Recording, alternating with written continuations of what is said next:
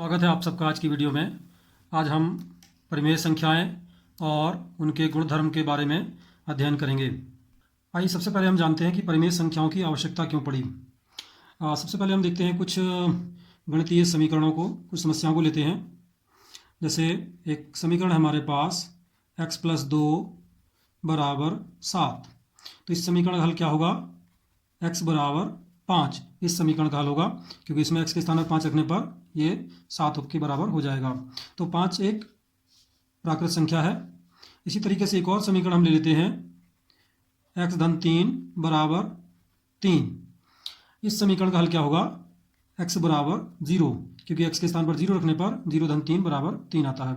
और 0 क्या है? पूर्ण संख्या है, तो हमें पूर्ण संख्याओं की आवश्यकता हुई। एक और समीकरण हम ले लेते हैं x - 2 = 1। इस समीकरण का हल क्या प्राप्त होगा? हम जानते हैं इस समीकरण का हल होगा x = -1, क्योंकि x के स्थान पर -1 रखने पर यह इस समीकरण को संतुष्ट करेगा। तो -1 क्या है? यह एक पूर्णांक है, अर्थात हमें इस समीकरण को हल करने के लिए पूर्णांकों की आवश्यकता है। एक और समीकरण लेते हैं हम 3x = 7। इस समीकरण का हल क्या प्राप्त होगा हमें? x = 7/3। यह पूर्णांक नहीं है, अर्थात हमें परिमेय संख्याओं की आवश्यकता है। यह एक भिन्न है, अर्थात परिमेय संख्या है। एक और समीकरण ले लेते हैं हम। सपोज हमारे पास एक समीकरण है 5x - 8 = 0। इस समीकरण का हल क्या प्राप्त होगा? इस समीकरण का हल होगा x = -8/5, जो कि एक परिमेय संख्या है, अर्थात हमें परिमेय संख्याओं की आवश्यकता है इस प्रकार के समीकरणों को हल करने हेतु। अब हम देखते हैं परिमेय संख्या की परिभाषा। ऐसी संख्या जिसे p/q के रूप में लिखा जा सकता हो, जहां p तथा q पूर्णांक हो और q 0 ना हो, अर्थात ऐसी संख्या जिसे हम एक भिन्न के रूप में ले सकते हैं जिसका हर 0 के बराबर ना हो। वह भिन्न धनात्मक और ऋणात्मक दोनों प्रकार से हो सकती है। तो परिमेय संख्याओं के उदाहरण होंगे हमारे, इसमें सभी प्रकार के पूर्णांक शामिल होंगे। -1, -2, 0, -1, -2, 3। सभी प्रकार की धनात्मक भिन्न शामिल होंगी, 1/2, 3/2, और ऋणात्मक भिन्न भी शामिल होंगी, -7/3, -1/4 आदि। ये सभी हमारी परिमेय संख्याएं कहलाती हैं। आइए अब हम देखते हैं परिमेय संख्याओं के गुण। इससे पहले हम पूर्ण संख्याओं और पूर्णांकों के गुणों के बारे में अध्ययन कर चुके हैं। अब हम देखते हैं परिमेय संख्याओं के कौन कौन से गुण होते हैं। सबसे पहला है समवृत्त गुण।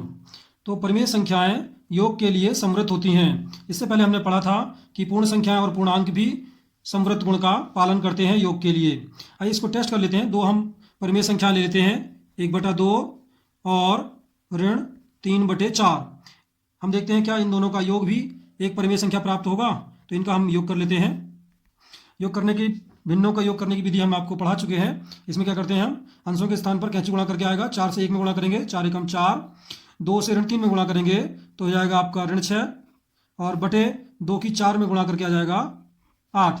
इसको सरल कर लेंगे हम, 4 - 6 -2/8, और या ऊपर नीचे हम इस 2 से काट लेते हैं, 2 × 2, 2 × 4 8, तो -1/4, और -1/4 भी एक परिमेय संख्या है। अतः हम कह सकते हैं कि परिमेय संख्याएं योग के लिए समवृत्त होती हैं। व्यापक रूप में यदि a और b दो परिमेय संख्याएं हैं तो a + b भी एक परिमेय संख्या होगी। इसी प्रकार परिमेय संख्याएं घटाने के लिए भी समवृत्त होती हैं और गुणा के लिए भी समवृत्त होती हैं। अर्थात यदि a और b दो परिमेय संख्याएं हैं तो a ऋण b तथा a गुणा b भी परिमेय संख्याएं होंगी।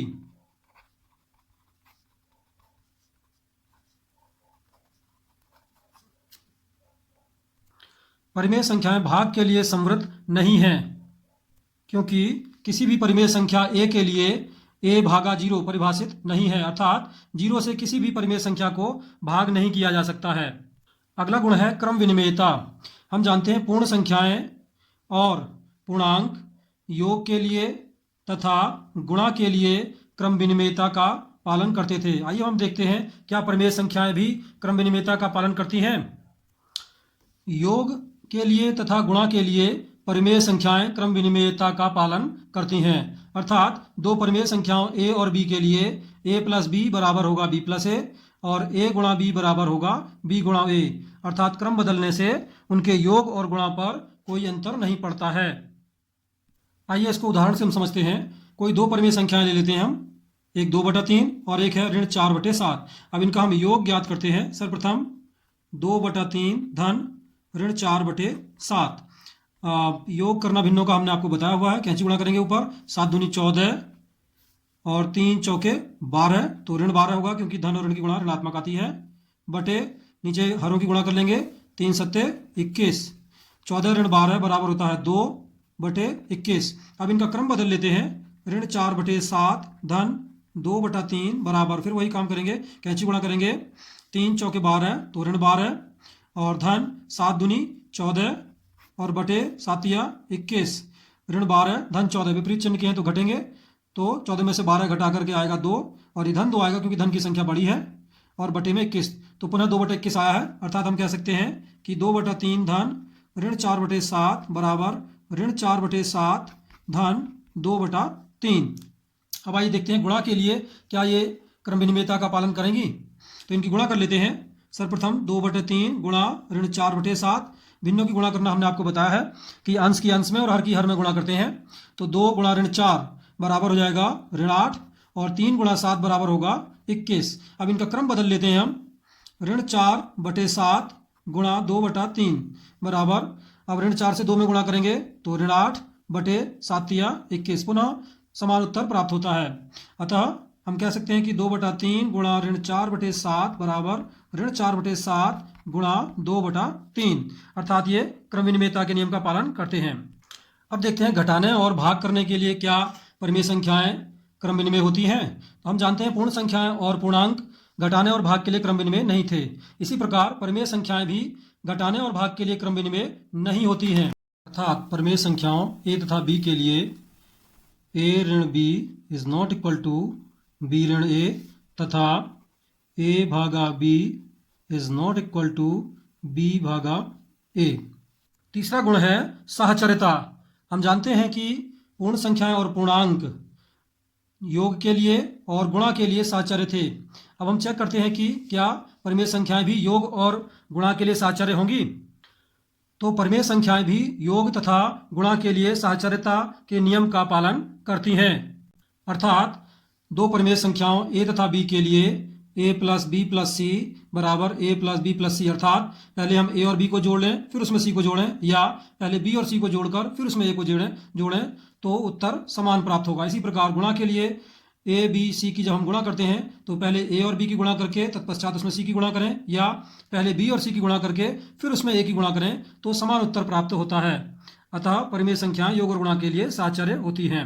चलिए इसको एक उदाहरण से समझते हैं। कोई तीन परिमेय संख्याएं ले लेते हैं हम, 1/2 ऋण 3/4 और 2/5। इन तीनों का पहले हम योग ज्ञात करते हैं। 1/2 धन ऋण 3/4 धन 2/5। तो हम सबसे पहले 1/2 और ऋण 3/4 इनका योग ज्ञात करेंगे। इसके लिए कैंची गुणा कर लेते हैं, 4 एकम 4 और 2 गुणा ऋण 3 2 तिया 6 ऋण 6 बटे 2 चौके 8 धन 2/5। ये हमारा ऐसे ही रहेगा। इसको सरल कर लेते हैं हम, तो हो जाएगा 4 ऋण 6 ऋण 2/8 और धन 2/5। पुनः वही प्रक्रिया अपनाएंगे, कैंची गुणा करेंगे, 5 दूनी 10 तो ये ऋण 10 हो जाएगा, 8 दूनी 16 तो ये धन 16 हो जाएगा, और बटे 8 पंजे 40 नीचे आएगा। इसको सरल कर लेते हैं हम, धन 16 ऋण 10 विपरीत चिन्ह के हैं तो घटेंगे, तो ये घटा के आएगा धन 6 बटे 40। 2 से इसको भाग कर सकते हैं चाहे तो हम, 2 तिया 6 और 2 से 20 बार, अर्थात 3/20 इसका उत्तर प्राप्त होता है।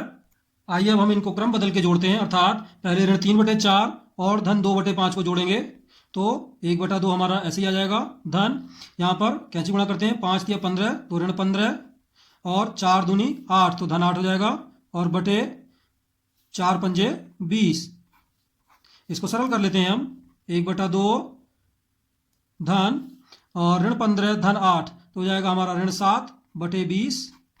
पुनः यहाँ पर हम इनको जोड़ेंगे तो कैंची गुणा करेंगे, 20 एकम 20 और 2 सत्ते 14 तो ऋण 14 और बटा 20 दूनी 40। सरल कर लेते हैं, 20 ऋण 14 होता है 6/40। इसको सरल कर लेंगे, 2 से काट लेते हैं, 2 तिया 6 और 2 से 1 घटा 20 बार तो ये आ गया 3/20, यानी पुनः हमें पूर्व वाला उत्तर प्राप्त हुआ है। तो इस प्रकार हम कह सकते हैं जोड़ने की क्रिया में पहले 1/2 और ऋण 3/4 को जोड़ा और फिर हमने उसमें 2/5 जोड़ा, या इसको दूसरे शब्दों में हमने दूसरे तरीके से किया तो पहले ऋण 3/4 और 2/5 को जोड़ा, फिर योगफल में हमने 1/2 को जोड़ा। दोनों ही स्थितियों में हमारा उत्तर समान आता है, अर्थात यह क्रम साक्षरता के नियम का पालन करते हैं। इसी प्रकार हम गुणा के लिए भी इसे सिद्ध कर सकते हैं। अब हम देखते हैं घटाने और भाग के लिए। तो हम यह सिद्ध कर सकते हैं कि परिमेय संख्याएं घटाने और भाग के लिए साचार्य नहीं होती हैं, अर्थात a ऋण b ऋण c is not equal to a ऋण b ऋण c, अर्थात पहले a और b को a में से b घटाएं, फिर उसमें से c को घटाएं, तथा पहले b में से c को घटाएं फिर उसको a में से घटाएं, तो दोनों उत्तर समान प्राप्त नहीं होंगे। इसी प्रकार भाग के लिए भी यह साचार्य के नियम का पालन नहीं करती हैं। अगला नियम है योज्य तत्समक, अर्थात ऐसी संख्या जिसे किसी अन्य परिमेय संख्या में जोड़ने पर परिमेय संख्या का मान नहीं बदलता है, अर्थात 1/2 में कौन सी संख्या जोड़ने पर 1/2 ही उत्तर प्राप्त होगा। तो हम जानते हैं 0 को 1/2 में जोड़ने पर 1/2 ही प्राप्त होता है, अतः हम कह सकते हैं 0 योज्य तत्समक है, अर्थात किसी परिमेय संख्या a के लिए a धन 0 बराबर 0 धन a बराबर a। इसी प्रकार 0 को किसी भी परिमेय संख्या में से घटाने पर भी वही संख्या प्राप्त होती है, अर्थात a ऋण 0 बराबर a। अगला टॉपिक है गुणात्मक तत्समक, अर्थात ऐसी कौन सी संख्या है जिसे किसी परिमेय संख्या में गुणा करने पर परिमेय संख्या का मान नहीं बदलता है। आइए देखते हैं। 2/3 एक परिमेय संख्या है, इसमें किस संख्या से गुणा करें कि हमें 2/3 ही प्राप्त हो जाए। हम जानते हैं 2/3 को 1 से गुणा करने पर 2/3 ही प्राप्त होता है, अतः हम कह सकते हैं कि एक गुणात्मक तत्समक या इसे व्युत्क्रम भी कहते हैं। व्यापक रूप में किसी परिमेय संख्या a के लिए a गुणा 1 बराबर 1 गुणा a बराबर a। अगला गुण है योज्य प्रतिलोम। योज्य प्रतिलोम का क्या अर्थ है? ऐसी दो संख्याएं जिनका योग 0 के बराबर प्राप्त होता है, अर्थात दो संख्याएं जिनको जोड़कर 0 प्राप्त होता है, वे दोनों एक दूसरे के योज्य प्रतिलोम कहलाते हैं। हम जानते हैं 1 और ऋण 1 को जोड़कर 0 प्राप्त होता है, अतः हम कह सकते हैं 1 का योज्य प्रतिलोम बराबर होगा ऋण 1 और ऋण 1 का योज्य प्रतिलोम होगा धन 1। आइए अब एक परिमेय संख्या ले लेते हैं 2/3। हम जानते हैं कि 2/3 धन ऋण 2/3 बराबर, इनको जोड़ लेंगे क्योंकि इनके हर समान है, अतः इनके अंशों को ऐसे ही जोड़ लेंगे हम। 2 धन ऋण 2, अब चूंकि विपरीत चिन्ह के हैं तो घट जाएंगे, तो 2 धन ऋण 2 बराबर आएगा 0, 0/3, या 3 से 0 को भाग करेंगे तो 0 प्राप्त होगा। अतः हम कह सकते हैं कि 2/3 का योज्य प्रतिलोम बराबर होगा ऋण 2/3 और ऋण 2/3 का योज्य प्रतिलोम होगा धन 2/3, क्योंकि इन दोनों को जोड़कर 0 प्राप्त होता है। व्यापक रूप में हम कह सकते हैं यदि a/b कोई परिमेय संख्या है तो a/b का योज्य प्रतिलोम बराबर ऋण a/b और ऋण a/b का योज्य प्रतिलोम होगा धन a/b। अगला टॉपिक है गुणात्मक प्रतिलोम, या जिसे हम व्युत्क्रम भी कहते हैं। गुणात्मक प्रतिलोम क्या होता है? ऐसी दो परिमेय संख्याएं जिनकी गुणा करके 1 प्राप्त होता है, अर्थात गुणात्मक तत्समक प्राप्त हो जाए, तो उन दोनों संख्याओं को एक दूसरे का व्युत्क्रम या गुणात्मक प्रतिलोम कहते हैं।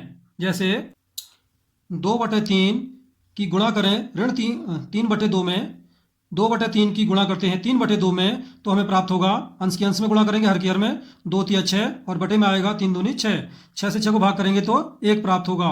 इसी प्रकार एक और प्रश्न लेते हैं, ऋण 4/5 गुणा ऋण 5/4 बराबर, तो ऋण 4 से ऋण 5 गुणा करेंगे, समान चिन्ह गुणा धनात्मक आती है, 4 × 5 = 20 और नीचे भी 5 × 4 = 20, 20 से 20 को भाग करेंगे तो 1 प्राप्त होगा। 2/3 का गुणात्मक प्रतिलोम होगा 3/2, इसी प्रकार 3/2 का गुणात्मक प्रतिलोम होगा 2/3 और ऋण 4/5 का गुणात्मक प्रतिलोम होगा ऋण 5/4, इसी प्रकार ऋण 5/4 का गुणात्मक प्रतिलोम होगा ऋण 4/5। तो यहाँ पर हम देखते हैं कि गुणात्मक प्रतिलोम करने में भिन्न के अंश और हर को पलट देते हैं, अर्थात अंश के स्थान पर हर और हर के स्थान पर अंश हमें प्राप्त हो जाता है, जबकि इसमें हम चिन्ह नहीं बदलते हैं। अगला गुण है गुणा का योग पर वितरण। इससे पहले हम पढ़ चुके हैं कि पूर्ण संख्याएं और पूर्णांक भी उनकी गुणा योग पर वितरित हो जाती है।